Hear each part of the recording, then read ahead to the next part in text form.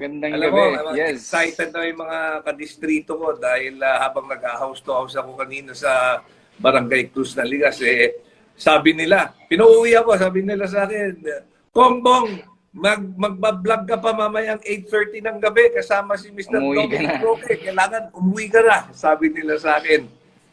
Well, Kamusta, Mr. Tom, thank you Bong? very much. Thank you very much. At pinaunlakan mo ko. Alam kong meron ka pang dinner meeting ngayon. Alam nyo, sabi ni Dominic sa akin, nako, hindi raw niya alam. Ngayon Live pala yung aming natin. kamustahan kasama kayo. At sabi niya, meron raw siyang meeting pero andito siya. Dom, Of magkahit na course. muna sa mga dito ko. Ayun.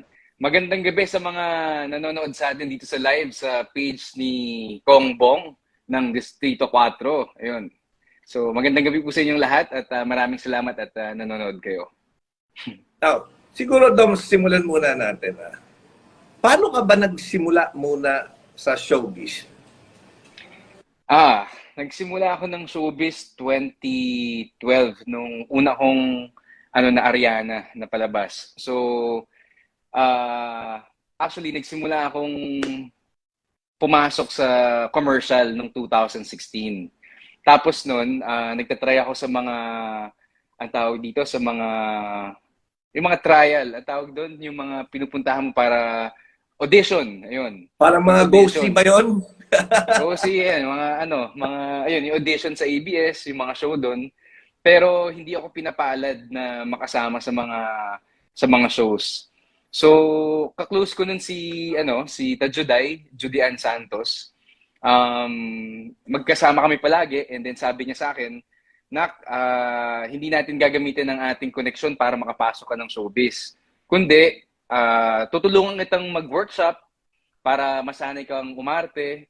And then, ayun, pinag-enroll niya ako sa mga workshop sa ABS or outside ABS. And then, nung 2012, ang tagal din nung pag-audition ko. So, nung 2012, hindi naman ako nag-audition. Nakita lang ako sa isang meeting ni Juday, sinamahan ko siya. And then, kasama niya yung mga boss ng taga-ABS. That time, naghahanap sila ng isang leading man dun sa isang show nila na Ariana. And then, the next day, pinapunta ako sa audition. Kunwari, Thursday yung meeting nito Juday, Friday pinag-audition ako, tapos nung Monday, pinag-taping na ako.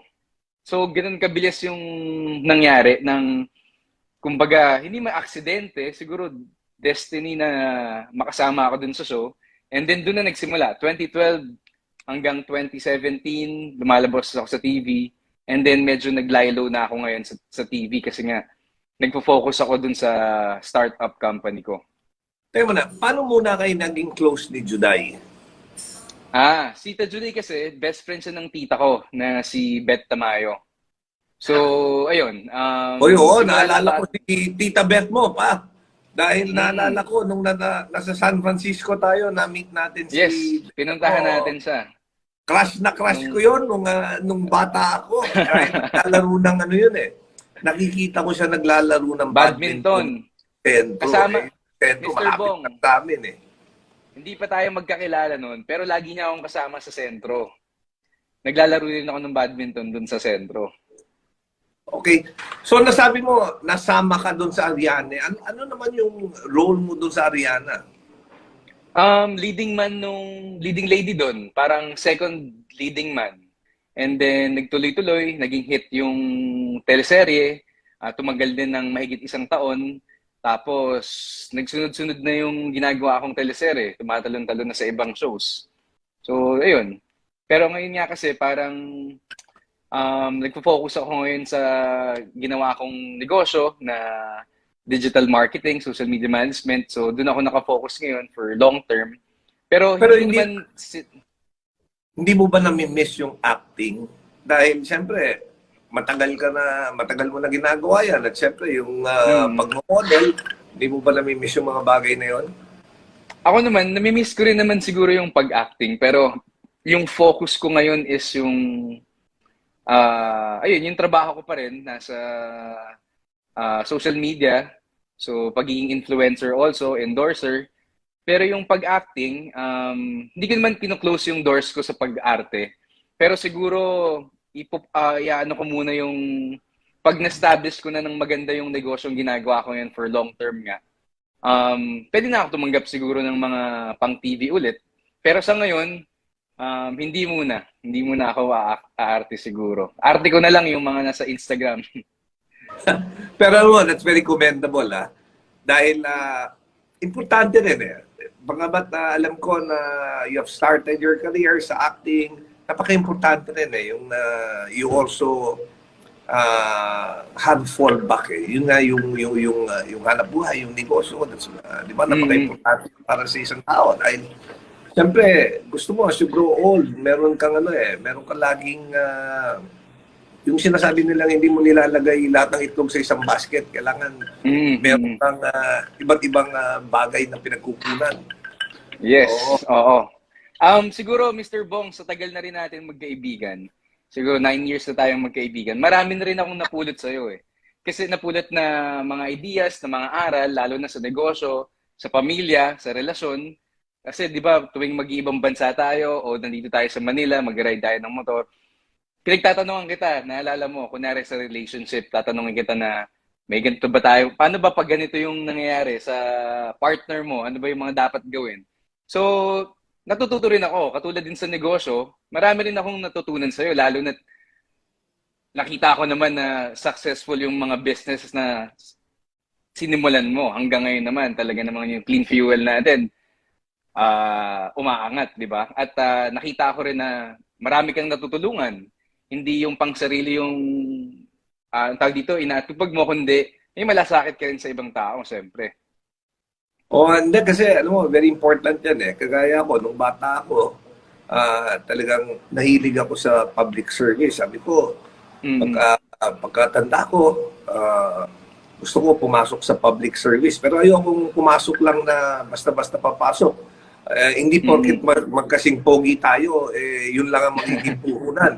So sabi ko, kailangan handa ako, papasok ako. Gusto ko, doon ako sa legislation. So sabi ko, mag-aaral ako, mag-aabogado ako.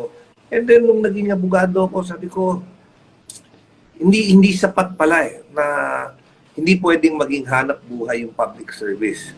So, hindi pwedeng hanap buhay yung elective position mo. Kailangan meron ka rin pagkukunan ng ibang ibang gagamitin mo pang gastos. So, hindi pwedeng yung politika eh. So, that's the time na I also started yung business, taking care of it, and pinalaki ko yan para, sabi ko, pwede mong pagsabayin na yung yung gagamitin ko para buhayin yung pamilya ko, siyempre galing sa hanap buhay. And then yung yung funds ng opisina ko, then lahat yan, ibubuhos mo, pantulong sa tao, pagpaganda ng distrito mo.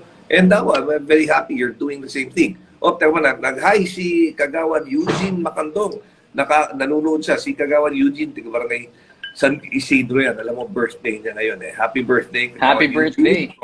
Ayan. Happy birthday, Kagawad. Ayun. Ngayon, ang pangalawang dapat natin pag-usapan, Dok, malapit na ang Feb 14. Siyempre, ang Feb 14, Valentine's Day. Yan. Oo. Meron ka bang plinano para itong Valentine's Day ito? Actually, mag-out of town kami ni Bea itong parating na weekend. At kailangan namin siguro ngayon ng alone time together.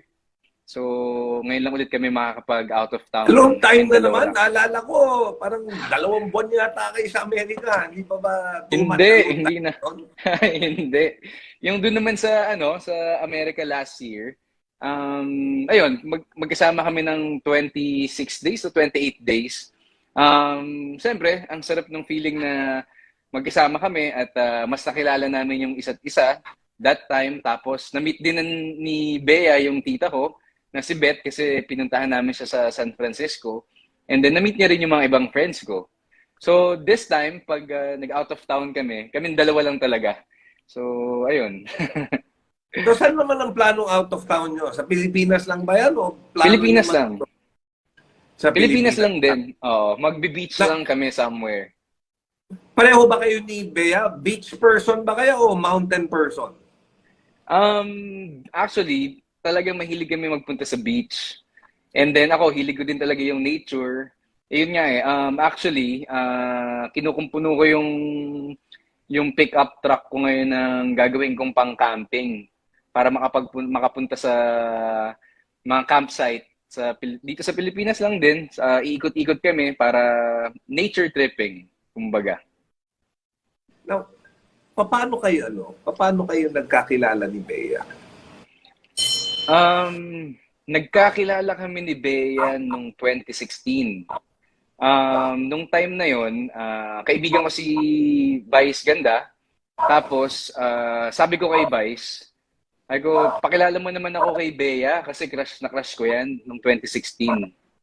So sabi niya, sige nak, papakilala kita kay Bea pag nakita kami.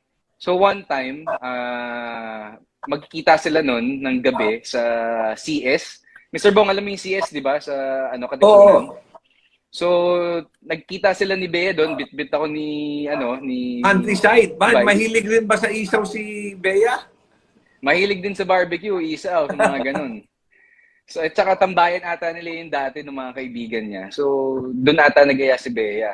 So, nung pagpunta namin doon, pinakilala ako ni Vice agad. O, ito nga pala si Dominic. Crush na crush ka niyan. Patay na patay yan sa'yo. So, Ano naman sinabi ni Bea? Natawa lang siya. Tapos, inano ko si Vice. Parang, ano ka ba? Pinapahiya mo ako dito. And then yun, naging magkaibigan na kami for ilang years. 2016. So, mga 7 years na rin kami Pero nung magkakilala. 2016, meron mang boyfriend si Bea o single siya at that time? Aha. Hindi ko lang sure. Pero sa totoo lang naman, Mr. Bong, Kong Bong, nung time na yun, hindi ko naman din iniisip na ligawan si Bea or... Gusto mo lang malaman niya na crush mo siya. Ganun ba yun? Hindi ko nga gusto na malaman yung crush ko siya eh, kasi linaglag lang ako ni Vice eh. Pero nung time na yon, naging magkaibigan kami nung 2016 hanggang 2019. Kasi lagi kami magkasama eh. Hindi mo kami magkasama, pero lumalabas kami, umiinom sa labas, kasama yan din sa labas, saka yung ibang kaibigan niya. Tapos sa showbiz, tapos nagkakamustahan lang kami. Pero ang akin, talagang friends lang yung habol ko. Kasi nung time na yun, nag-iisip ako, parang imposible naman atang ligawan ko to o maging girlfriend ko to. Kasi Bakit naman parang... imposible? Magandang lalaki ka naman. Magkasing gandang Hindi. lalaki tayo. Mabait ka rin Kasi- naman. Parang ako. Bakit imposible? Hindi, kasi Bea yun eh. Nung time na yun, 2016, parang wala. Parang ano na siya eh. Prime Masyadong artist. mataas. Ano ba yun sa Masyadong mataas siya. Parang oo. Kahit naman nung 2019 na magkasama kami, hindi ko rin naman akalain na ayun. Kasi nung time din nung 2016, Mr. Bong, may girlfriend din ako noon, long time girlfriend ko. Tapos, alam din ni Bea kung ano yung pinagdadaanan namin, alam niya kung sino yung taong yun. So, talagang nung magkasama kami, friends lang din talaga. Eh, nag-break lang naman kami nung ex-girlfriend ko 2019. So, nasaktong single siya, nasaktong single din ako. So, lumalabas-labas kami that time. Ayun. Pero alam mo, sinasabi mong naaalangan ka, naligawan si Bea dahil masyado na, at that time, siguro sikat na si Bea. Pero,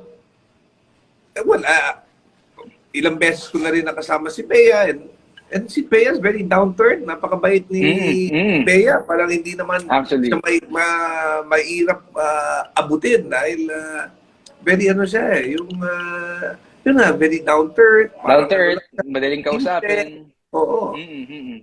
Dahil nga So- pag dinadala ko din sa bahay nyo, nakakapag-inuman tayo, nakakahalubilo naman niya halos lahat ng mga kaibigan natin dyan. So, ayun. Kaya rin siguro kami naging okay kasi may mga kaibigan akong nakakasama siya at nakakasundo din talaga. Pero, okay, going back. Ano ang nagustuhan mo kay Bea? Ngayon Siyempre, kasi, hindi lang dahil maganda siya. Yung bukod Oo, sa dahil maganda maganda. siya, ano pa ang nagustuhan mo? Dahil madami naman maganda eh. madaming, yes. Siguro mahal na mahal niya din yung pamilya niya. Katulad ko na, kumbaga, inaalagaan niya, iniisip niya din palagi. Kumbaga, hindi nawawala sa buhay niya or sa isip niya yung pamilya niya. Eh, ganun din ako eh. Kumbaga, ang motivation ko sa buhay ko is yung family ko na tulungan. Siyempre, yung mom and dad ko, yung tatlong kapatid ko, yung dalawang bata pa. Tapos, ngayon may pamangkin na rin akong baby, si Bea, ganun din. So, alam mo yung parang pagiging, ano niya, family-oriented. Isa yun sa mga nagustuhan ko sa kanya. Saka syempre, maalaga din siya. Kung paano ako mag-alaga sa kanya, ganun din sa mag-alaga sa akin. And then, nakita ko yung pagdating din niya sa trabaho, talagang sobrang focus siya pag may ginagawa siya. Siguro kaya, kung saan yung napuntahan niya ngayon, sa career niya sa showbiz, makikita mong talagang pinagpaguran niya kung nasaan man siya ngayon sa career niya. At isa pa yan, you talking about Bea. Alam ko, nakita ko yung ano, yung video nung farm niya. Yung sinasabi mong alaga siya sa pamilya. Alam ko, yung farm niya sa Zambales, talagang ginawa niya yun para sa pamilya niya, especially para sa mother niya. And talagang very well organized. At ang laki-laki na. Oo. Nakita actually, ang tagal na niyang nabili yun, para mga 10 years ago. So, pinag-usapan nila ng mom niya. Tapos, dinevelop niya maigi nung nagkaroon ng pandemic. Kasi, nung 2020, syempre, nung time nung kaputukan ng pandemic, nag-aalala siya sa family niya. Lalo na yung kapatid niya, may bagong baby that time. So, gusto niyang kahit papano, mailayo man lang sa, kumbaga, epicenter ng pandemic sa Pilipinas. So, kung nasa Manila, linayo niya para maging safe kahit papano na malayo sa maraming cases ng COVID. So, ginawa ni Bea nung 2020, dinevelop niya maigi yung, ano niya, yung farm niya, pinaganda niya. Kasi nakita din niya yung pwedeng maging gamit nung farm niya. Kasi syempre, pag nandun ka, presko yung hangin, tapos dami nilang hayop doon, ang ganda ng mga puno. So, ayun, talagang nag-invest sila dun sa farm niya. Oh, so going back, so sa Feb 14 plano yung mag out of Mag-beach. town. Yes. Oh, ilang years na ba kayo together?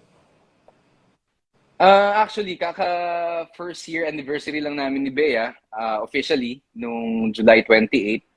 At ayun, pero we were dating na for I think almost 3 years. I mean, mag-isama kami. Pero naging official lang kami nung January 28 last year. January 28. So masasabi mo ba itong 1 year na ito ang isa sa pinakamasayang 1 year sa buhay mo? Oo naman. Kasi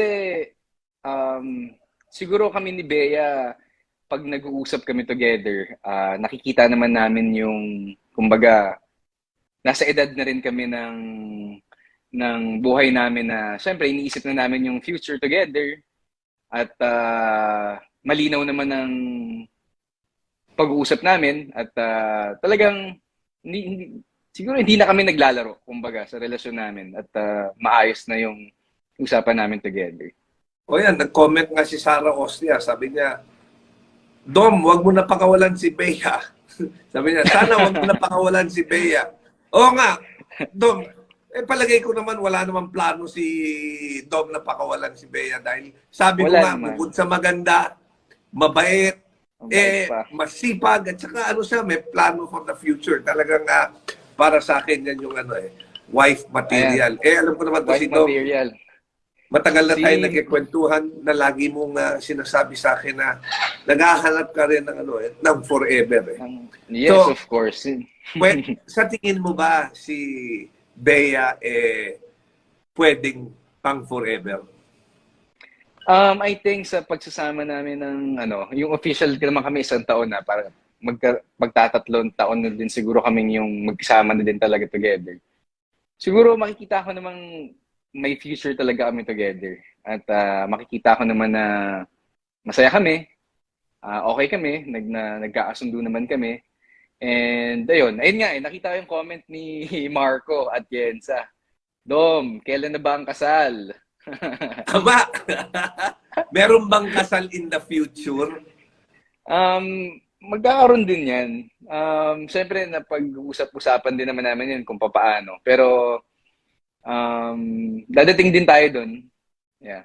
Sabi ni Fina Gono, sabi ni Fina Gono, swerte rin naman daw si Bea kay Dom. Totoo rin naman na swerte rin Pares, si Bea kay Dom kasi napakabait na tao ni parehas Dominic. kaming swerte.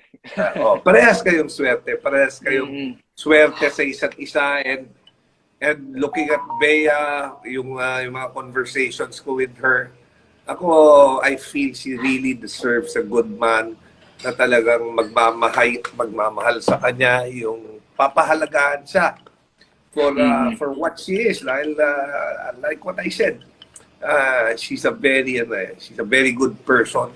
At tama lang na meron siyang partner na who will be able to appreciate her for what she is. Ayan. Thank you, Mr. Bong. So, kagaya ng sinabi mo, ano yan, yung parang nakikita mo naman na may future dyan, may future na Meron talaga. Bea Dom na pang forever. Ano ba yan? Meron. Ano May naman ang future. palagay ni Bea? Tatanungin ko. Tatawagin ko. Naiisip Joke ba lang. niya yun? Naiisip rin ba niya yun? Oo naman. Hindi ako sumasagot for her, pero siguro para sa akin, hindi naman ako mag-stay sa isang relationship kung feeling ko na hindi rin naman siya seryoso sa akin. Kasi una sa lahat, hindi man ako naghahanap ng parang laro-laro lang na relationship dahil nga, kumbaga, matanda na rin ako. So, sayang yung oras, di ba? So, I think na nasa iisang ano naman kami, linya together.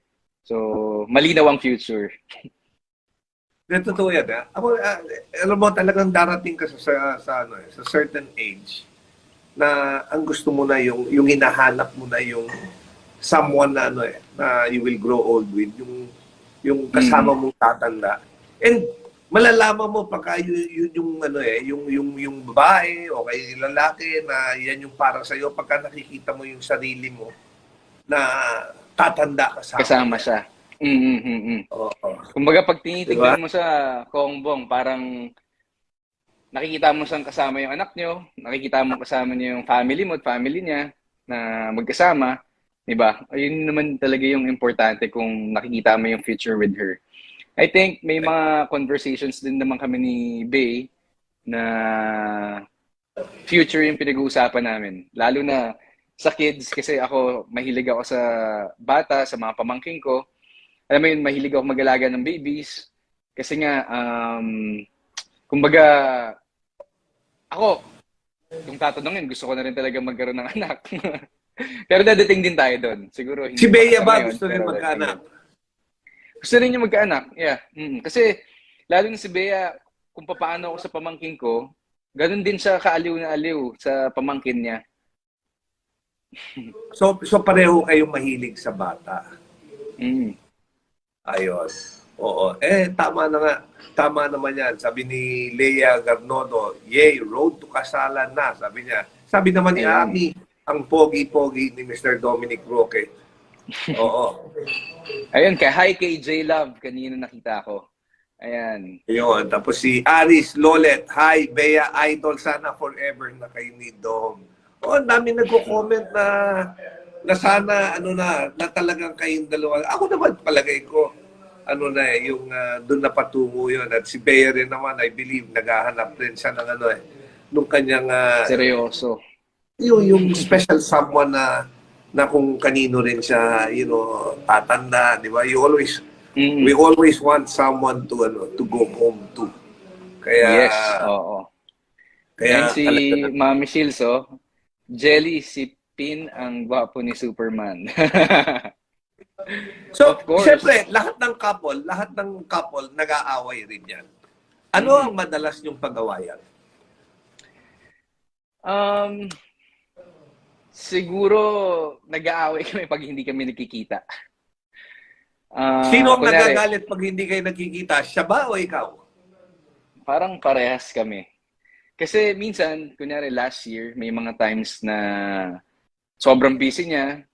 Tapos may times din na magiging busy ako. So may time talaga na hindi nagtatagpo yung schedule namin. Lalo na last year, pokpok siya sa trabaho niya. And then, may mga times na pag libre siya, hindi naman ako libre. So pag hindi kami nagkikita, talagang nagkakainitan kami ng ulo. Pero sa mga ganung bagay lang naman. Wala naman yung talagang away na grabe. Tama na. 1 year na kayong together. 2 taon na itong pandemya na tumama sa atin. So, ibig ba sabihin nun, pero magkakilala na kayo even before itong COVID pandemic. Tama, di ba? Yes. Mm-hmm. So, can you say na, no, na mas naging close kayo dahil dito nung Sa nangyari yung pandemic. pandemic? Oo. Naman. Kasi marami nung nagkaroon ng syempre, nung 2019, yun yung time na magkasama kami sa Japan, nung November. Doon kami nagkaroon ng, sabihin nating spark together. Kasi nung Parang time na... nasa Japan rin yata ako noon. Nasa Japan din Yes, ba ako? nasa Japan kayo nun nila, Oo. ang tawag dito, ni Ralph. Tapos yung iba, sila Jota, nandun kayo. Hindi ko lang kayo nakita. Di ba? Oo. Magkaka-message tayo. Kasi, So doon pa ako kasi naalala ko mini-message kita at alam ko at that time ayaw mo makipagkita sa amin dahil busy-busy ka. Hindi. Ngayon alam ko na kung bakit ka busy. Si Bea Hindi pala naman. pinagkakaabala mo ron. gusto ko kayong kitain nung time na yun. Kaso, syempre nahihiya ako kay Bea kasi nung time na yun, para magkasama kami that time.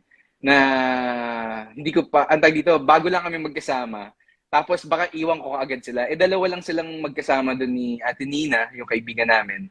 Tapos nung nag-message ka, sabi ko, shit, di ko makapupuntahan sila. Tapos na-message ko rin sa Ralph noon nandoon. So sabi ko, makikita ko to sa Manila, wag muna. Yun ba yung unang beses yung nagkasama out of the country? Yes, actually, yun din yung first time namin, ng out of the country, tsaka siyempre, doon mo aalamin kung ano ba tong pagsasama namin dito. Siyempre, 3 kami pumunta ng Japan. Pero nung time na yun, doon ko tinitignan na may papupuntahan ba tong namin, tong pagsasama namin dito. So, yung ibang mga details about this Japan trip, malalaman nila sa weekend kasi gines ako ni Bea sa vlog niya itong weekend. So, yung ibang Japan details ng pagsasama namin, nandun sa vlog niya. So, masarap ba siyang kasama out of the country? O mahirap? Ano ba siya? Picky ba siya kung saan kakain? Kailangan ba magandang restaurant mo siya dadalhin? O pwede bang sa turo-turo siya dadalhin? Tapos, paano pa ka sa hotel? Ano ba? Kailangan ba 5-star na hotel? O okay siya kahit na yung kung ano lang, yung ordinaryo, yung to the fort. Si Bea naman, flexible naman siya kung saan kakain eh. So, pero, ang akin, kunyari, nung nagpunta kami ng US, pag siya na yung pinapipili ko kung saan niya gusto kumain. Tapos, pag nasa restaurant na kami, hindi na rin ako pumipili ng pagkain sa menu. Kundi, sinasabi ko na lang sa kanya, kung ano yung gusto mong kainin, orderin mo. Kakainin ko kung ano yung nasa table. Parang ganon. Kasi, minsan, kunyari, nag-order kami ng food. So, mag-order siya ng food, tapos papapiliin niya ako, Han, anong gusto mong kainin? Pag pinili ko, kunyari, yung steak, sasabihin niya, Han, parang mas masarap yung fish. So, sasabihin ko sa kanya, di yung fish na lang orderin natin, wag na yung steak. Okay lang naman kasi sa akin. Kasi siya, ang nangyayari, kunyari first time niya dun sa isang restaurant, gusto niyang tikman lahat. Ang akin, sayang kung mag-order pa ako, ang daming matitira. Ayoko nung may natitira eh. So sabihin ko sa kanya, So, inuubos mo lahat? Parang ganun na nga, kasi nag-US kami, sobrang tumaba ako pag-uwi. Pero ang ano lang doon, Mr. Bong, kasi pag nag-order ako, tapos may sasabihin niya, Han, parang meron siya lagi sabihin na, Han, parang mas masarap to. So sasabihin ko sa kanya palagi, Han, piliin mo na lang kung ano yung gusto mong orderin, kakainin na lang natin, hindi na ako mag-order. Para hindi sayang yung food, kako. Ano ba ang favorite food ni Bea? Mahilig siya sa Japanese food. Ayun yung namin palagi. Pag nagdi-date kami, gusto namin